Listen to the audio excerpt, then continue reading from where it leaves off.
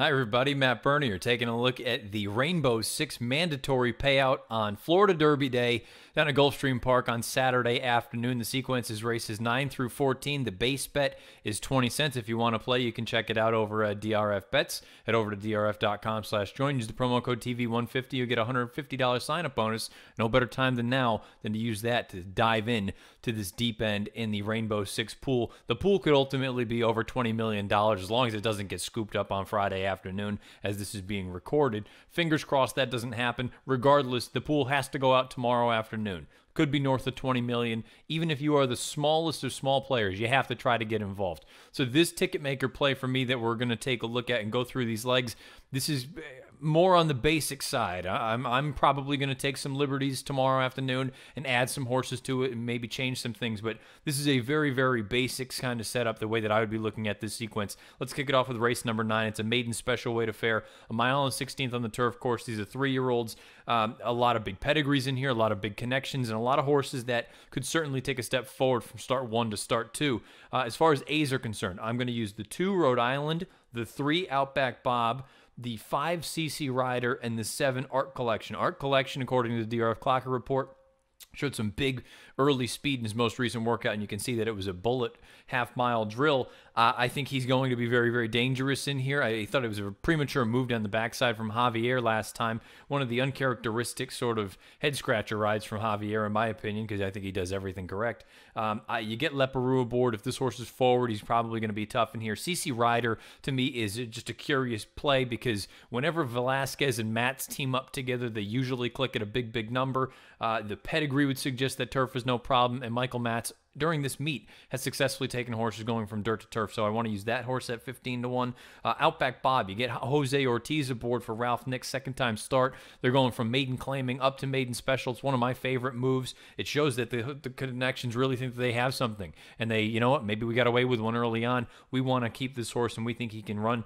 He's a half to Inordinate, who won the San Juan Capistrano at 1 3/4 miles. Distance is not going to be an issue for this horse. I think he is an interesting one. He was a little bit green in that debut, but I think he can certainly move forward. And Rhode Island for Shug McGahee's second time out. The blinkers go on. I kind of feel like he may want more distance when it's all said and done, but this mile and 16th, second time out. Gaffel Leon stays aboard. I think there are some things to like. So let's take a look at my play. Again, the main plays for me are the 2, the 3, the 5, and the 7. Backups will be the 4 Logic and the 6 Wood. But again, you could use a number of other runners in this kickoff leg of the Rainbow Six. Let's move on to race number 2, 7/8 of a mile on the main track, an optional claimer. This is one where I could probably use more than 1A, but for this piece right here, I'm only going to use 1A, and that's going to be the number 9 Outplay for Todd Pletcher, making his first start since the Pennsylvania Derby as a 3-year-old last year. Pletcher's numbers past 2 years dirt, 180-day plus layoffs, sprint races, Gulfstream Park, all these is 13 for 25, 18 of them in the money with the 223 ROI. Highest last out buyer in the field. If this horse can take a step forward here, he's going to be very, very tough to beat. As far as backups are concerned, I'll use the 7 and the 8 as B's. The 7 is Ready for Ride. The 8 is Realm. Realm I could easily make an A. I thought he ran really well last time, and I think it's deceiving that buyer being as low as it is. I thought he made a serious middle move, and he was just a little bit flat down the lane off the long layoff. Would expect a better effort here. And as a C, as we can take a look at the play, I will use the 10 Rockefellers. In case Rockefellers for Jorge Navarro is just controlling speed, and maybe the racetrack's a little bit funky on the main track, and speed holds, I'd hate to get knocked out by a big, big number with Navarro down at Gulfstream, so he'll be a C. A, 9, B's 7, 8, C 10 in the 10th race at Gulfstream on Saturday. Let's move to race number 11. This will begin the graded stakes portion of the Rainbow Six and an all graded stakes late pick 4, culminating in the Grade 1 Florida Derby. Race 11 is the Honey Fox, a mile on the turf course. 2 A's for me in this race. The 2 Lull for Christophe Clement, coming off of a bit of a layoff. Haven't seen her since the Matriarch back in November. She's probably the class of the field. She could also work at a nice tactical trip beneath Jose Ortiz. Doesn't need to go. Can sit a little bit and still be just as effective. This mile, I was always a little bit leery about, but at the end of the day, it's kind of hard to argue with her. She shows up and runs her race. I also want to use the 8, Rezipsa. I think she ran really well in that allowance race at Keeneland back in October. She's been gone for some time, so there's no guarantee that we're going to get her best here in the first start off the bench, but I have to be honest with you. I like the combination of Wilkes and Leperoux. I think this horse could work at a good trip, and I like the way that she finished in that run at Keeneland. So My A's in this leg as we take a look. I'm going to go with the 2 and the 8 as A's if you want a backup. I'm going to use the 10 on leave as a B. I understand she could easily be an A, but there's just a part of me, I didn't love that My Charmer. I thought she had to work a little bit harder than I would have liked to have seen. I know Stormy Victoria came back and was the next out winner, but Gianna's Dream has regressed. It just overall the field, I'm a little bit unsure of and a little bit suspect. I'll make her a B. And if you want a deep backup as a C, I'll also include the 4 Team of Teams. I love the way that she kicked away for Johnny Velasquez, most recently winning that Sand Springs. Jimmy Jerkins, when they get good, they stay good. There's a scenario where this horse could be forwardly placed, and if she can sit, which it sounds like all indications are, if you listen to Velasquez, you listen to Jerkins, she just doesn't like to be in behind horses. She likes to be out there and kind of wing it on the front end. If somebody else doesn't go with her, then boy, all of a sudden she gets very dangerous. So she'll be a C for me in this race. Race number 11, the third leg of the Rainbow Six on Saturday. Let's go to race number 12. It is the Gulfstream Park Oaks. I think it's an absolute scramble. So this is one of those races you could use all 13 of them. You could chop down and use half of them. You could chop it up any way you'd like.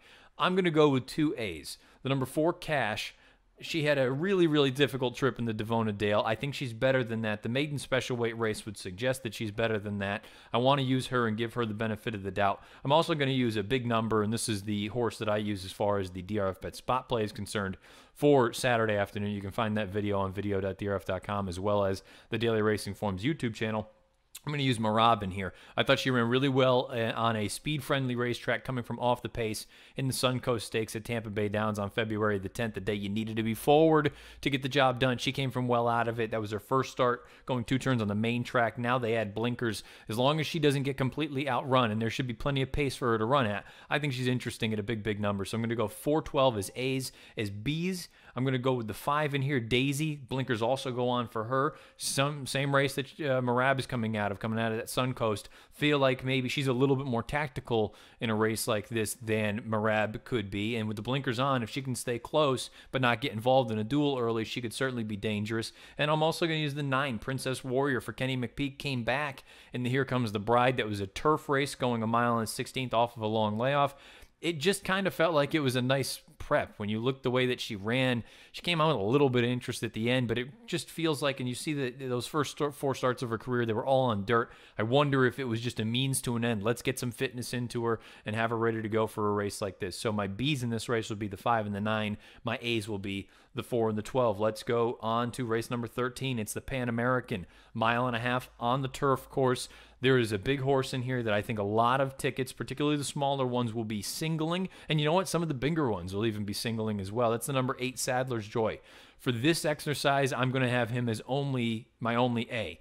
But there's a real scenario that when I go to make my tickets tomorrow, I'm going to move my B horse, who is the number 7, Bigger Picture, up to an A. I think Bigger Picture is a very quality horse for Mike Maker. He won that John B. Connolly most recently. That was back in January. We know the 1.5 mile distance is his friend. And throw out Mike Maker going 1.5 miles at your own risk. I think this horse has a big chance in here. He's run well against Sadler's Joy in the past. I mean, you only have to go back to the Sword Dancer 3 starts back, and he was beaten by just over a half length. So I think these two are very comparable. Sadler's Joy is probably more talented naturally, but Bigger Picture, throw him out at your own risk. I make him a B here. There's a real scenario. We'll wait and see how things go. If there are any scratches, I may upgrade him to an A tomorrow afternoon before it's all said and done. As far as backups are concerned, I'm going to have 2 C's, and they're both basically pace plays. The 9 horse, One Go All Go, I liked him in that most recent run in the McDermott. Thought he ran his eyeballs out and he just couldn't get it done. If you think the pace is going to be more rated this time around or a little bit softer, then yeah, he can get very dangerous. He was only beaten 3/4 of a length. I'll use him as a C. I'll also use the 3, High Happy, making the second start for Todd Pletcher. I think finally you get him back out to distances. He did his best work when he was down in South America going long on the turf. Now, here in the United States, he's gone middle distances on the turf. He's gone middle distances and really long on the dirt. Now, let's get him out to the really long distance on turf and see what he can do. If he could possibly sit just off a One Go All Go, I think he has a big chance. So in the 5th leg of this Rainbow Six sequence, race number 13, the Pan American, my only A, again, for this exercise here, I'll use the 8, Sadler's Joy. As a B, I'm going to use Bigger Picture, but I may upgrade Bigger Picture to an A before it's all said and done. And then for C's, I'll use the 3 and the 9. And that gets us to the big one. If you are alive, Good on you. Round of applause. Now you're getting ready for the main event, the Grade 1 Florida Derby. 100 Kentucky Derby points go to the winner of this race. 40 go to the runner-up. The top two, you're essentially into the first Saturday in May in the starting gate at Churchill Downs. As far as this race is concerned, you need to make a decision what you think of the local preps leading into this. Did you like the Holy Bull? Did you like the Fountain of Youth? I'm a little bit dubious of each of them. I can't entirely throw out Audible, though, because it is Pletcher, because it is Velasquez, because it is Gulfstream, and it's everything. He has the highest last-out buyer in the field with a 99. I could make him an A. Maybe I will before it's all said and done. I'm going to make him a B here in this spot, but I'm going to use 2 A's. I'm going to use Catholic Boy. I made Catholic Boy on out of the gate my #1 horse as far as the Kentucky Derby.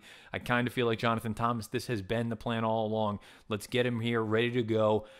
Get the points that we need to get, whether he wins or runs second here, and then have him ready to peak that first Saturday in May. I'm going to use Catholic Boy, and it sounds like, according to the DRF Clocker report, which you can find on DRF.com, sounds like he's working up a storm. I'm going to use him as an A, and I'm going to use my top pick in here, the #7 Hofburg. He's 20-1 on the morning line for Bill Mott. Jose Ortiz has the mount. Broke his maiden most recently. That was on the undercard of the Fountain of Youth. I thought he ran really well that day.